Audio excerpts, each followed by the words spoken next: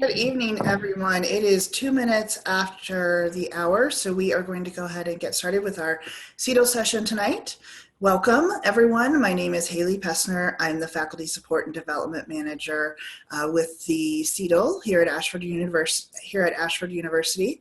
I am your host for today's CETL session, and I am really excited for this presentation as it gives us an opportunity to serve our students in unique and personalized ways. Please allow me to introduce some of our key individuals that will be presenting today.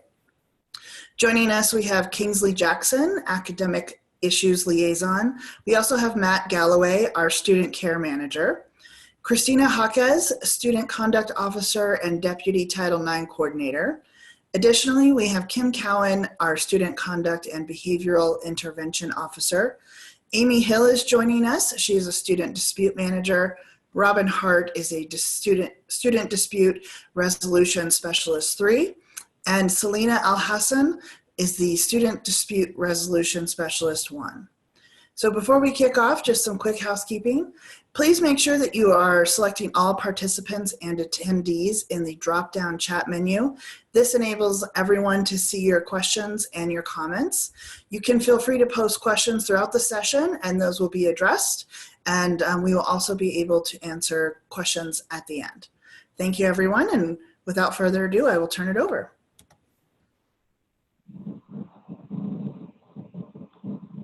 Kim, do you maybe want to just talk a little bit about the agenda and then we can hand it over to Kingsley? Sure. Yeah. Thank you, everyone, for joining us today. We're really excited to share some information with you about a couple of different departments. We have a little bit of an overview of academic issues, Helpline, Student Community Standards, or Student Conduct, Student Dispute Resolution Center, as well as the Behavioral Intervention Team. This is our opportunity to provide you a little bit more information about what each of these departments are and how we can support you on your journey with your students. We also want to provide some resources, and then we'd like you to join us towards the end and give us some scenarios that you might be thinking about and how we might be able to better support you in making determinations of how to move forward. So the first one up, we're going to have Kingsley, so I'll hand it over to him. Hello, everyone. My name is Kingsley Jackson. Thank you, Haley, for that wonderful introduction. I'm the Academic Issues Liaison here at Ashford University. I first must apologize. My voice is 2 octaves lower than what it is normally. I'm just under the weather, but grateful to have this opportunity to connect with you today. In the academic issue resolution department, we basically offer students an opportunity to redress academic decisions that are being made at the university. Decisions, as you are aware, are being made all the time. Grading decisions to accept work, things of that nature. And we provide redress of those decisions through 2 processes at the university, which is our instructor issues process, as well as our grade appeal process. So just want to talk to you guys just a little bit more about my role, those processes, and how we can work together to best serve our students, to best serve you and our students. If we can go to the next slide. In my role, I spend the majority of my time connecting with the greater Ashford community, advisors, instructors, academic leaders, people in all roles at the university. I occupy a gap that can exist when trying to locate information and serve as a connection to these resources. So always open to questions, outreach, or how you can get in the right direction. I spend a great deal of time handling administrative processes for decisions that are made in both the instructor issue and grade appeal process. And I spend a lot of time in resolving student concerns and complaints at the university. If we can go to the next slide. Thank you. Just walking through the common instructor issue process, just so you have an idea. Students are typically referred to the process by their student advisor, in which they complete an instructor issue form. They express their concerns, what their experiencing, and we basically go in and do an investigation, collect evidence, and build a package based on the concerns submitted. While going in to build, to collect evidence, document the concerns, we're also reaching out to faculty, reaching out to you to collect additional evidence. This is not meant to be taken as accusatory or anything like that. We're just trying to document the concerns. As you're aware, we don't have access to things like email communication. So many times I'll reach out to faculty asking if they would share email communication so that we have it on record to support what has taken place in the classroom. Once we build that, we share that information with academic leadership, and we ask for them to make the decisions on what the recommendations should be for our students when we provide them an outcome letter. Next slide, please. In the grade appeal process, again, that's when a student is feeling that they've experienced unfair grading, some sort of objective error that they found in the grading. Hopefully the student has been encouraged to speak to the instructor first and try to resolve the matter first with the instructor. If they're not able to, they are directed to the grade appeal process, where the student can explain their concern a little bit further and help to identify the objective error. Again, it's another form that the student fills out that is processed and taken by our department. Collect information again. If there's unclear information in the classroom, we'll often reach out to the instructor for clarification. Again, not seeking to overturn any decisions that instructors have made or grading in the classroom, but just seeking clarity if the clarity is not already present in the classroom. Collect that information. Again, we send that information forward to academic leadership, program chairs, deans to review the matter and make a recommendation on the appeal. Based on their recommendation, I will process that recommendation. If it has resulted in a change, I will process that change and provide the student with an outcome letter. Next slide. So again, just as we are working together, just a couple of things that'll be helpful when you're working with students. If you just can be sure to document everything as detailed as possible. You spend a great amount of time working with your students. So the more information you can document in the classroom, in your summary feedback, in the grading rubric, and your grading comments, the more information that you can put there, the more access to the evidence of your work and your work with the student is available. More evidence is there for how you've met faculty expectations. So another tip to try to avoid any dismissive language. As the grade appeal and or instructor issue process is available to redress concerns, we definitely want students to be resolving the issue with the instructor first, talking about the grading with the instructor first, understanding why grades are received and how to improve in a productive and professional manner.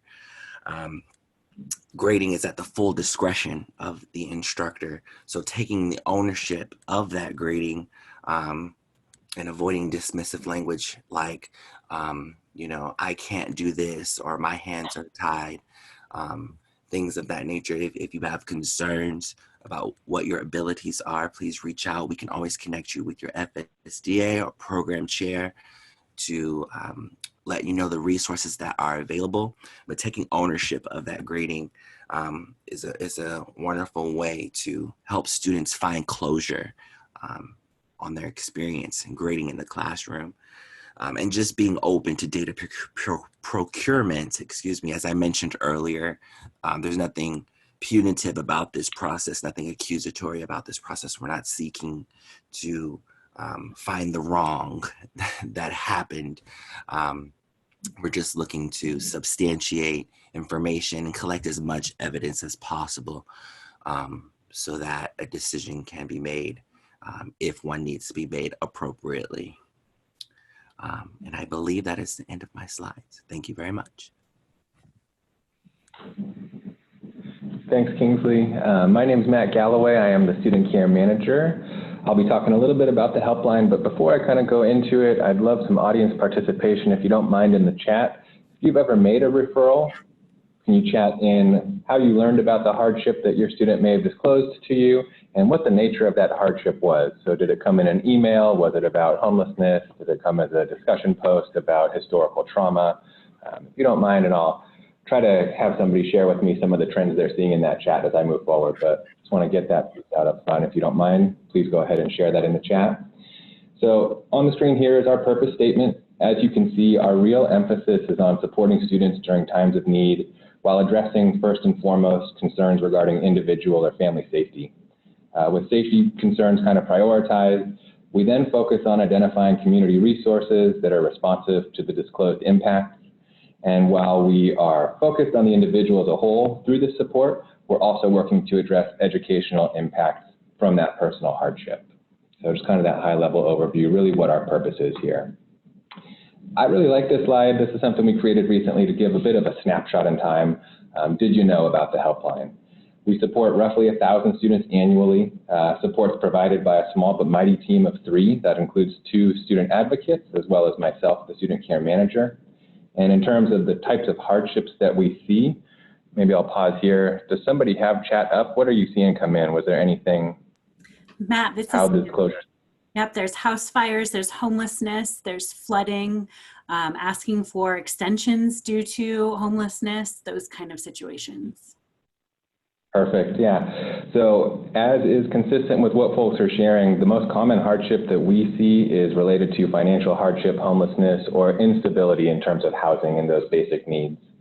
Second on that list, which I didn't hear called out, but is certainly common in terms of disclosures that we receive, interpersonal or domestic violence. A third one down there would probably be impact related to grief or loss from a loved one or someone close, as well as kind of right side by side with that are disclosures of potential suicidal harm, suicidal ideation, suicidal statements. As is critical in the support we provide, we work really closely with teams, and you can kind of see this on there. Enrollment, advising, faculty, registrar, SDRC, other university partners. It really does take a village sometimes to support students, and that's why we work so closely with so many different areas. And in an effort to use what we see from our unique lens, we also have a presence on a variety of teams, including our BITS, the Equity Council, Home Stretch. We sit on work groups. We're involved anywhere we can be in terms of advocating for policy or process changes to better meet the needs of our students. And I think a good example that might be reflected here is some of the changes that occurred in the last year or so with the Great Appeal, the TCR process, really trying to expand those and be more responsive to students and address the concerns that we're hearing from staff around the way that process works. So trying to partner as best we can across the board and make sure we're using our expertise to support students as well as the student and staff community as well. So before going into the when and how to connect students to the helpline, I do want to share that this slide you're seeing is an infographic we created recently. We've added this to the FSO. It's a step forward in general for us, just in terms of increasing our visibility to students and relying less on disclosures to faculty or staff that are then referred to us. If this is something that you'd like to post in your classroom, it's something that we can make available, and we just really want to make ourselves more upfront for students, have those kind of high-level areas of impact, how to get connected with us, a little bit about what you can expect. So if you're interested in posting this anywhere to give students visibility, please let me know. I'll send you that info.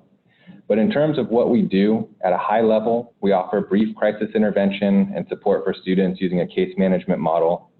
This can include needs assessments, short-term counseling, identifying resources in students' regions, serving as a liaison for internal processes or for external resources. And in worst case scenarios, hopefully most of you have not encountered this with us, but we will take steps to initiate contact with emergency services when we have extreme concern for an individual's well-being in that moment. So Knowing that piece, folks might be wondering, when should I refer a student to the helpline? And really, any situation that evokes a sense of concern for the immediate safety or welfare of a student is something we want you to send our way.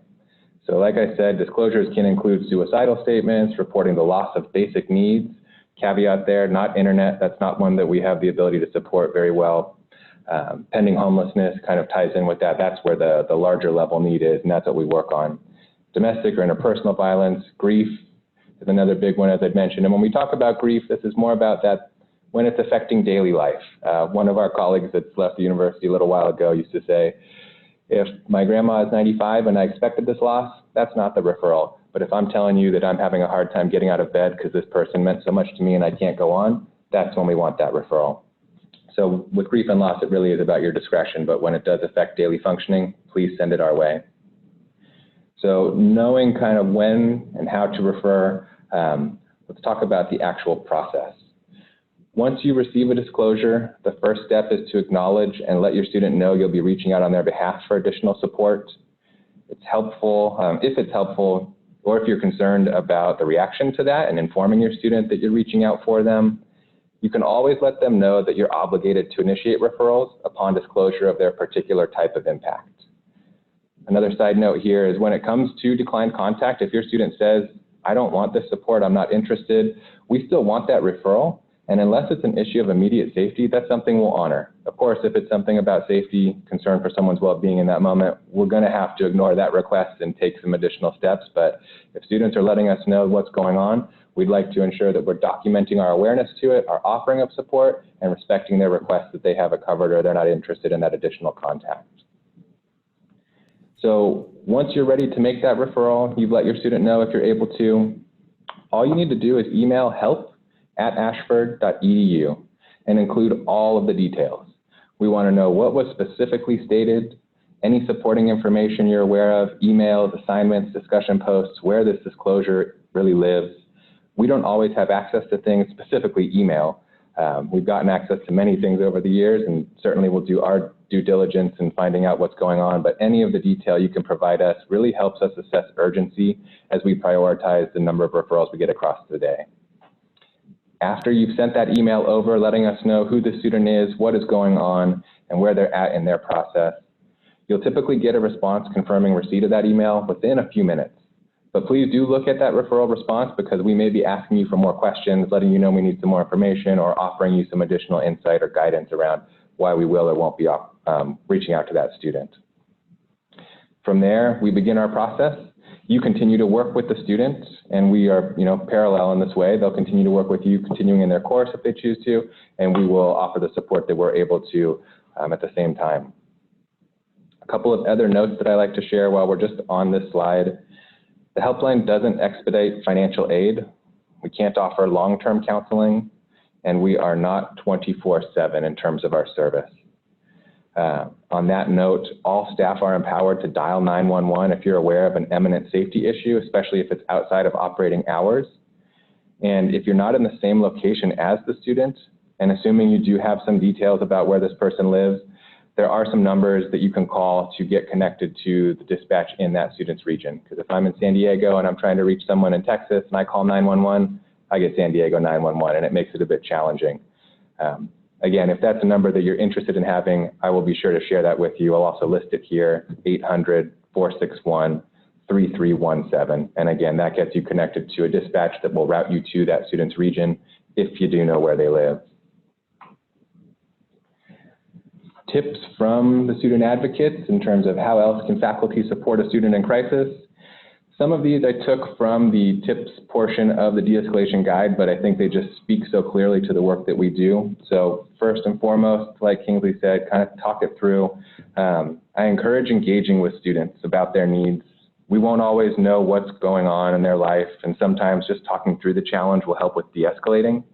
It also gives you a clear sense of the level of need, what's inside versus outside your role, who else you might be able to engage for support, or who else is already in the picture.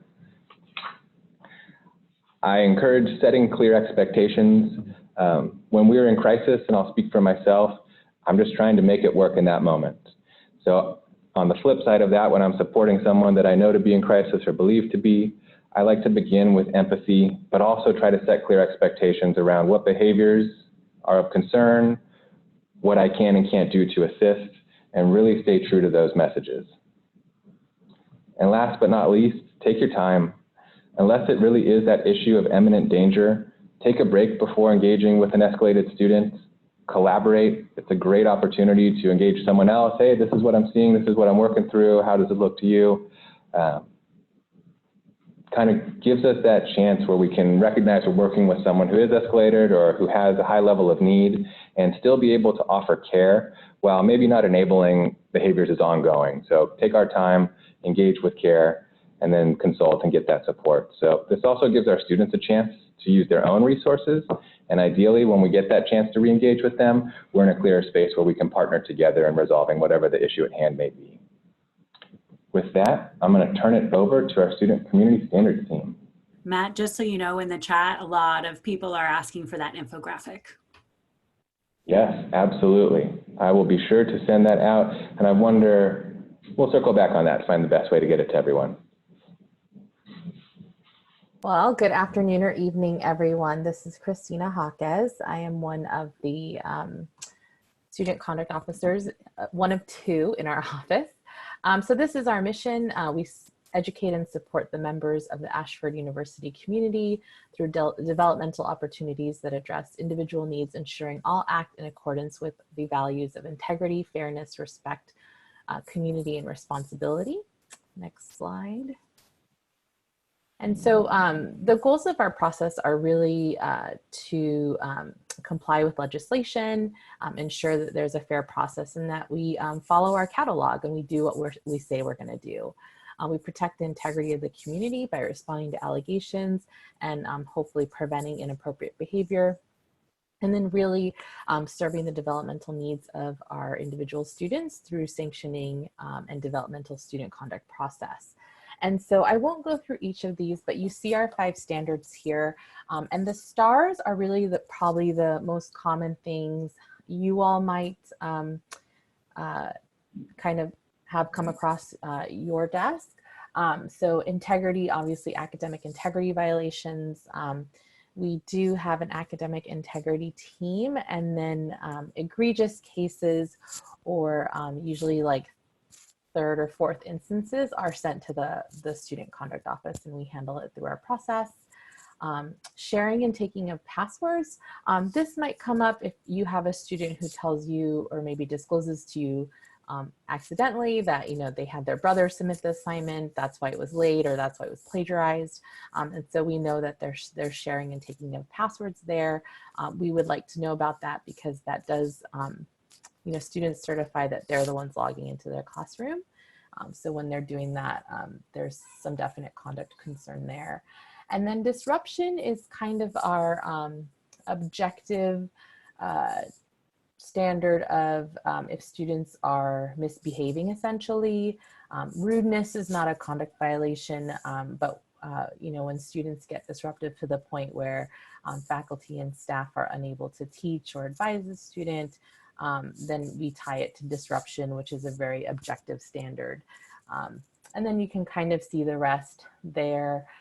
They're a little bit more serious. The ones under respect, we'll talk about the behavioral intervention team in a little bit. Next slide, and I think we'll throw it to Kim. Thank you, Christina. So as conduct officers, it's really important that we ensure that there's a fair process, as Christina mentioned. When we receive a referral that is a behavioral concern like disruption or sharing of passwords, we will conduct an investigation that includes conversations with the staff member who made the referral, as well as the student. After the investigation, the conduct officer may determine if it is a violation and sanction the student, or if they feel the violation is severe enough to warrant a possible suspension or even an expulsion, they may refer it to the Student Community Standards Committee for a formal hearing. I can see some people here like Dr. Mike Riley, who is on our committee and has been for quite a while. So the Student Community Standards, or the committee itself, would then be charged with determining responsibility and appropriate sanctions if it goes that route. Sanctions can be developmental in nature. They can also be disciplinary. Some sanctions can be maybe a reflective paper, more modules for training for them, coaching sessions. You can also see grade changes and formal warnings, and even formalized separation from the institution. In cases referred to student conduct and community standards, not only do conduct officers determine if there is a violation, they also guide students through the conduct process. We complete appointments, we provide outcomes, we facilitate those formal hearings, we support and coach students through specific sanctions, and we ensure that students are ready to continue in their program once all of their sanctions have been completed. Our hope really as conduct officers is to focus on development of the student. We really want them to better understand the student community standards, how to utilize the resources offered at Ashford, and be better prepared to find success in their courses. Next slide, please. So as faculty, we know it can sometimes be difficult to navigate multiple responsibilities within your courses as well as multiple students. We also recognize that concerns may pop up in your class that you may not be sure how to handle. Please know that your Faculty Support and Development Department works closely with our team and can provide you with support and guidance when managing concerns in your classroom. We ask that when something concerning does occur, please do your best to attempt to de-escalate the situation and find the root of the problem. This may include setting expectations and boundaries with students. We ask in that you model professional communication, provide clear expectations for their behavior, clarify timelines and appropriate pathways for their concerns, and include context for support services if applicable. As you've heard from both Matt and Kingsley, always document your interactions, as you may be asked to provide full documentation when submitting a referral to our office. If you are unsure how to de-escalate the situation or want a second opinion, you can seek help from faculty support. And once you speak with a staff member and you deem that a referral to conduct is necessary, there is a report of concern form that you can submit to scs@ashford.edu along with your full documentation. The form and other resources, including helpful tips and phrases that we'll speak about later in this presentation, are available in the CETL at the Office for Student Conduct and Community Standards page. And keep in mind, as you work through concerning situations, there may be issues happening in a student's life that can manifest in the classroom, especially if you have potentially sensitive topics that may be connected to political, cultural, and religious connotations. Please guide students to resources like those discussed today to help them find the appropriate support. But we also know that there are sensitive topics and personal situations affecting you as our faculty members, and we want you to know that you're not alone. There are resources and support for you as well to help determine the best path for you and your students. And that's it for conduct.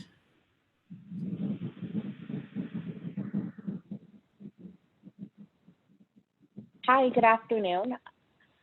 I'm Selena Al-Hassan, and I am the Student Dispute Resolution Specialist here with SDRC in the Legal and Compliance Department. Students who arrive at this department, they may generally be highly escalated or dissatisfied students who would like to file a formal complaint. This department handles several types of complaints, from financial aid to student services to collections. However, for this presentation, we will just be focusing on more of the typical complaints that you may hear from your students or that SDRC may hear regarding instruction or instructors. When you have a student who mentions taking a legal action, such as hiring an attorney or enjoining a class action lawsuit, or a third party, such as a Veterans Affairs, Department of Education, or the BBB, SDRC will be the department that you will want to go ahead and refer that student to.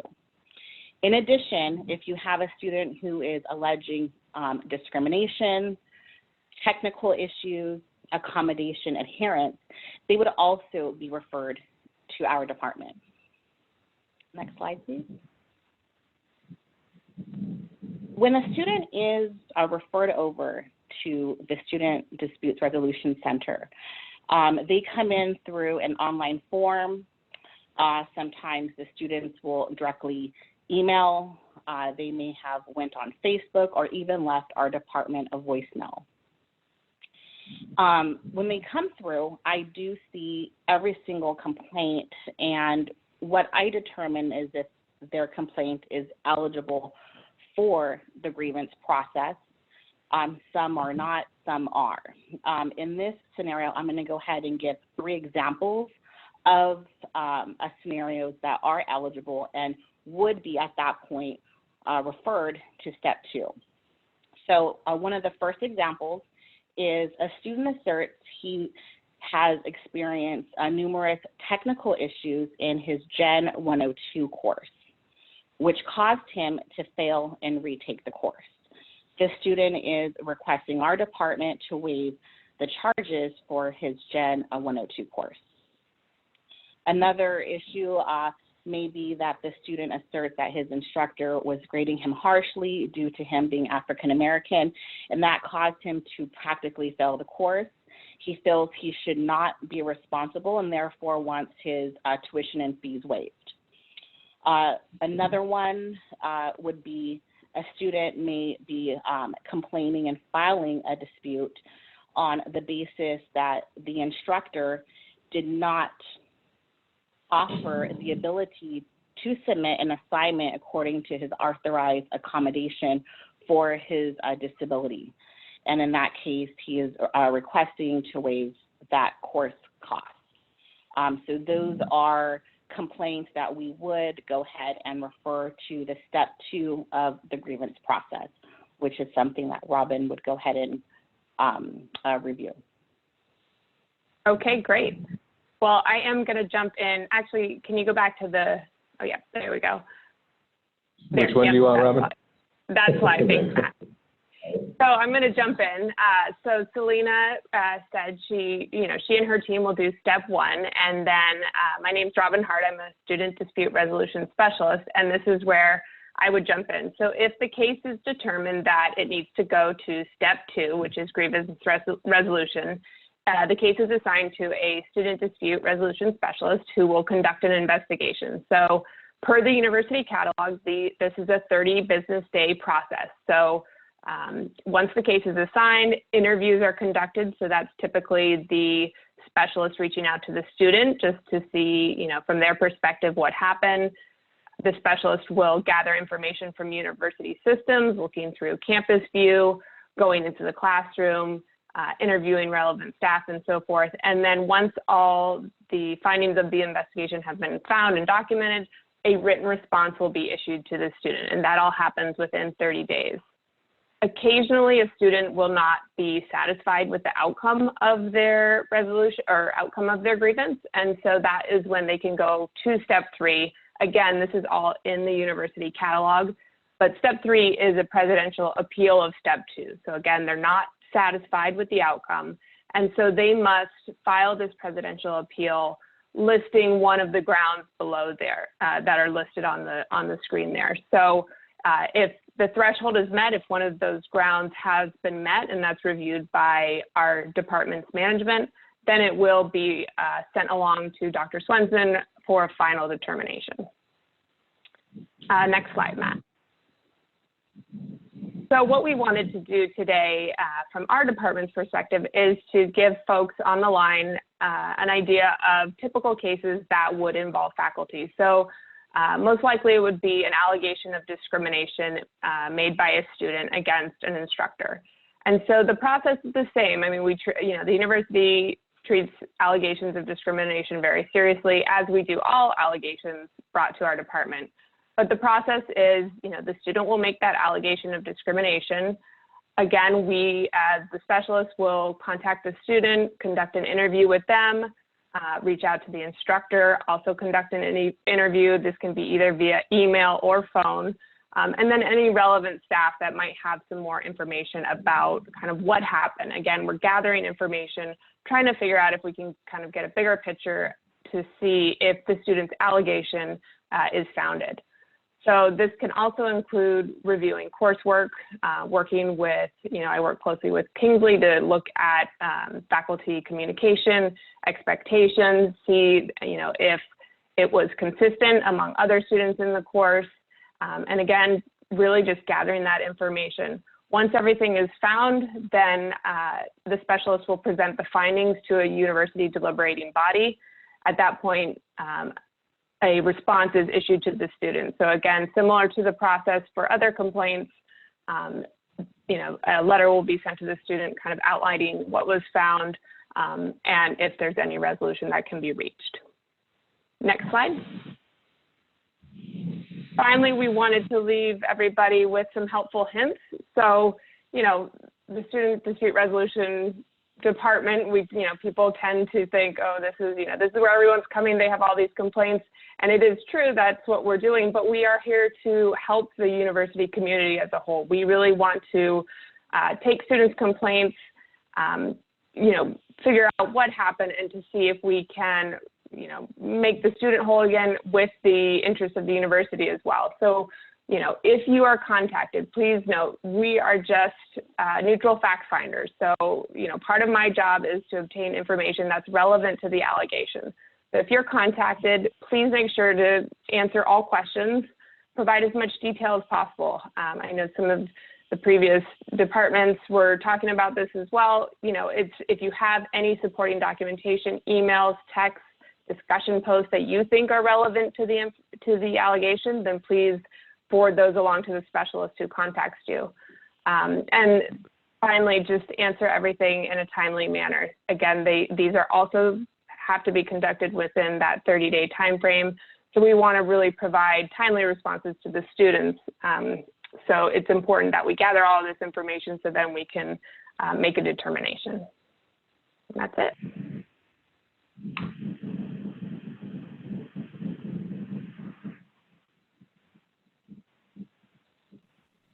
All right, this is Kim again, and this is an opportunity for us to talk about our behavioral intervention team at Ashford University. The Behavioral Intervention Team, or BIT, is a multi-departmental team that meets every 2 weeks or as needed to address elevated student interactions that present a risk and or threat to the Ashford community. This can be, but not limited to, threatening words or actions or acts motivated by hatred or discrimination. When assessing these more critical situations than what you might see in conduct, we keep in mind factors related to life stress and emotional health, as well as hostility and violence to others. Think of us really as air traffic control. This is a saying that Matt likes to use quite a bit, and I fully agree with it. We look at the biggest picture possible and involve experts from every area in order to identify appropriate interventions and make recommendations. We really are partners in the process of identifying highly concerning behaviors, preventing their reoccurrence, and remedying their impact. Next slide, please. So as I noted, the major key to this team is that partnership and cross-department nature. I know you can't really necessarily see all the names on this list, but we have members from areas including academic issues, the CETL, employee relations, enrollment, equity council, financial services, legal and compliance, the registrar, security, access and wellness, the helpline, student conduct, and student dispute resolution. You are encouraged to bring questions or concerns to your department point of contact for a consultation and to get input about referring a situation to the BIT. A new form is now available, and you can find it on that CETL page, on the student conduct CETL page that I shared in the chat. And it has information on how to go about making a referral. And I'll hand it over to Matt, who'll provide you with more specifics of what that looks like. Yeah, and I apologize to the group. This slide does need to be updated. There have been some staffing changes since then, but I like to make that available because I think that lives on our Insight page and certainly is something that you can each look to for your point of contact at any time, recognizing that can change based on people's roles and needs. So referrals to BIT, yeah, when you encounter a situation, you're looking for a BIT support, whether it's consultation or a formal referral, send your completed referral form after consulting, ideally with your point of contact, to aubit@ashford.edu. So that's the aubit@ashford.edu. And send that along with all the details, documentation, and I think most importantly, and one thing that really shines to me in the way that we've all talked about this, we want to know what you've done, what steps you've already taken, and think that documenting that in an effort for us to see all these details is really helpful. We rely on our colleagues to be using their resources or consulting before making that official referral, and use everything again that you send us to identify our next steps and bring the rest of our team up to speed. A side note, that updated referral form has some additional details. If you'll notice between the last one and the new one, if you've ever made a referral before, there's a much greater ability for you to document some of that information. So I think moving forward, it'll be helpful, and we'll be asking everyone to submit that form regardless of consultation or otherwise. This is just one of the tools that we use. We have a number of tools that we will kind of leverage as we're evaluating any case. I like to show this, and I recognize it's really tiny on the screen, or at least it is on my screen. This is one tool, we call it the NVIDIA risk rubric. And we look at behaviors, keeping in mind baseline behaviors, how the student presents normally throughout their time at Ashford, what's already been done to address a behavior, any historical interactions, whether these concerns appear to be increasing or decreasing as we move through interventions. So it's not as though we're just making our decisions without any type of rubric. We try to follow this in every case we work so that we offer consistency in how we apply our interventions, that we are ensuring we're not missing details, overreacting, underreacting. We're really looking at the overall summary. And on the left-hand side here, this is really about life stress and emotional health, more of our kind of psychological impact. And on the right, the E scale, hostility and violence. These two come together to form an overall rating that tells us where we're at, if we need to alert more senior leadership above us to potential highly risky things, including violence, or if we're, again, able to work with each of the departments, each level, and ensure that we're all supporting the students and addressing the concerning behaviors as we move through this together. We have some other tools that are specifically about violence in the written format and assessing potential, Kim, what is the one I'm trying to think of? Are you talking about the CIFRA? The one. That's the one. Multiple tools that we'll use, and we get most of these through NVIDIA, which is a national organization that we kind of subscribe to and are experts in the area of behavioral intervention, and leverage their tools, their expertise, and their collaboration in employing these correctly. With that, I will hand it over to, I think, Christina. You were going to talk a little bit about some resources and tips. Yeah, do you want to go to this first slide in here? So again, we know this is kind of small, but it's just some tips for dealing and helping de-escalate a frustrated student. I'll just highlight the headings here, and again, we'll make this available in its document form. Taking your time, using active listening, setting clear expectations. That's probably the biggest one that we've talked to all of you about as far as documentation and such. Modeling appropriate behavior, talking it through, acknowledging their emotions. You know, one of the things I try and tell students when I'm talking with them in conduct situations is I realized that they're not me when I went to college, you know, straight out of high school with very little responsibility, right? They're me now with a family, with a career, you know, at a stage of life where they're dealing with, you know, maybe death and transition, divorces. So they're dealing with, they're us as an adult right now. So I always try and keep that in mind. Word choice, you know, just being cognizant of what you're saying or what you're emailing with the student. Sometimes maybe just taking a step back before you hit send, which we sometimes wish our students would do as well. You know, be kind of cognizant of the power struggle. You are their faculty member, and so they may hopefully be somewhat deferential to you, but you know, recognize that you kind of have that title and power. And then just flexibility. You know, again, being aware that these students are often dealing with many different life issues that a traditional college student wouldn't have to deal with. So we just want you to be aware of that. Next resource or slide. And then just some helpful phrases when you're interacting with the students. I want to help you. Can you help me understand? Please tell me more.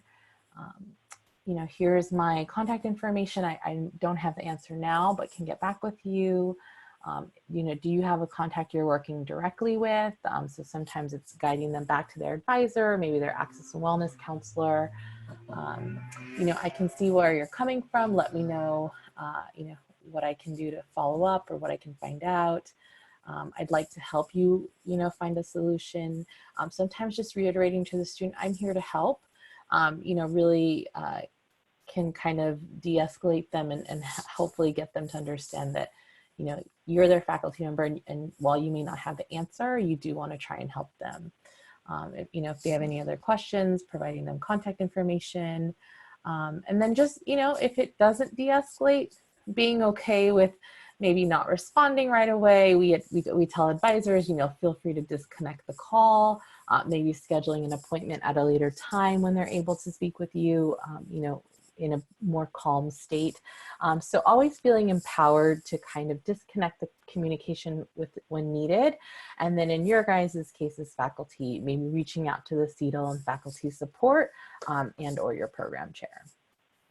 Next section. Yeah, and I was going to say too, just on this topic, there are some additional phrases and I believe also an additional page of tips within the de-escalation guide. So if it's something you haven't checked out already, I would definitely encourage it. It's been a cross collaboration in revisiting that document. We had a version out a while ago, and this one has some added areas, updated points of contact, job aids, as well as the additional bits of information, phrases, and tips. So it's a really useful tool that has a variety of folks' input on there, and hope it's useful for all of you as well. And to add to that, we're also continually working on resources, and we should have some more tools and resources available to you soon that can provide you with a little bit more support and clarity in dealing with concerning behaviors. And now this is the interactive portion. So we do want to hear from you what scenarios you've encountered, if you were able to de-escalate, how you were able to accomplish that, or if there are any questions, now's the time.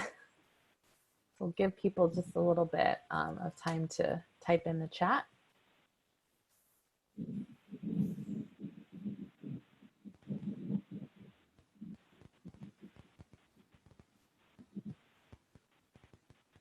But please know the purpose of today's presentation is really for you to get little intro bits from all of our departments and how you might come across us, and you know, get to know us a little bit better as people, so that we, you know, that we're there as a resource for you. How to access the de-escalation guide. I believe it's in the CETL. It's also in the SCS link, I think, that Kim had posted earlier in the chat. I think it's also on the Helpline page. We kind of tried to spread it out as far as we could so you can get it wherever you go. And it's also now in the chat. One other piece we didn't talk about, we don't get into any situations that folks want to share or kind of work through here today. Within this document, there are some sample scenarios that you might be able to use and adapt in a way that you can talk through with some smaller group meeting and do some problem solving. It is a great tool to try and practice how to engage in the situation with some suggestions and what we might recommend as an outcome from the folks that were involved in creating that document. So it does have some interaction after the fact if you don't want to share those situations here live.